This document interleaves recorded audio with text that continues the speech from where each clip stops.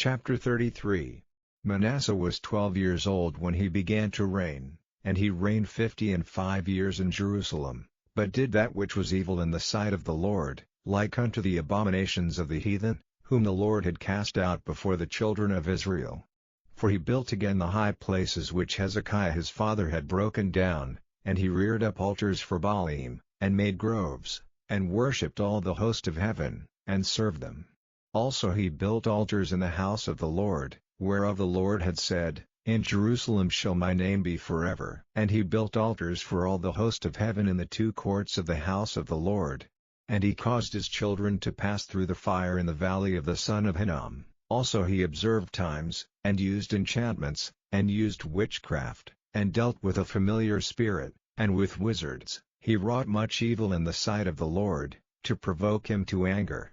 And he set a carved image, the idol which he had made, in the house of God, of which God had said to David and to Solomon his son, In this house, and in Jerusalem, which I have chosen before all the tribes of Israel, will I put my name forever, neither will I any more remove the foot of Israel from out of the land which I have appointed for your fathers, so that they will take heed to do all that I have commanded them, according to the whole law and the statutes and the ordinances by the hand of Moses. So Manasseh made Judah and the inhabitants of Jerusalem to err, and to do worse than the heathen, whom the Lord had destroyed before the children of Israel. And the Lord spake to Manasseh, and to his people, but they would not hearken.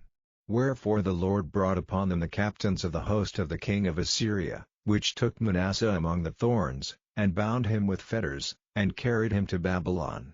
And when he was in affliction, he besought the Lord his God, and humbled himself greatly before the God of his fathers, and prayed unto him, and he was entreated of him, and heard his supplication, and brought him again to Jerusalem into his kingdom. Then Manasseh knew that the Lord he was God. Now after this he built a wall without the city of David, on the west side of Gihon, in the valley, even to the entering in at the fish gate, and compassed about a field, and raised it up a very great height, and put captains of war in all the fenced cities of Judah. And he took away the strange gods, and the idol out of the house of the Lord, and all the altars that he had built in the mount of the house of the Lord, and in Jerusalem, and cast them out of the city. And he repaired the altar of the Lord, and sacrificed thereon peace offerings and thank offerings, and commanded Judah to serve the Lord God of Israel. Nevertheless the people did sacrifice still in the high places, yet unto the Lord their God only.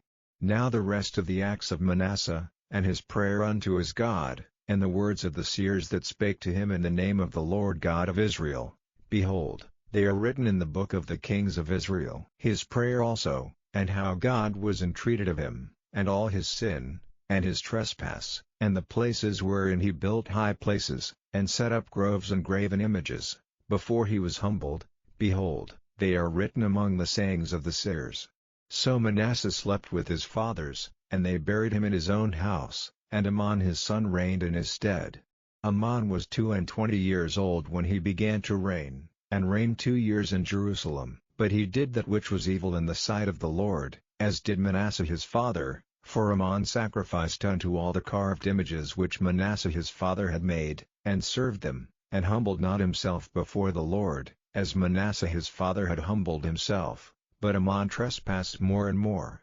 And his servants conspired against him, and slew him in his own house. But the people of the land slew all them that had conspired against King Amon, and the people of the land made Josiah his son king in his stead.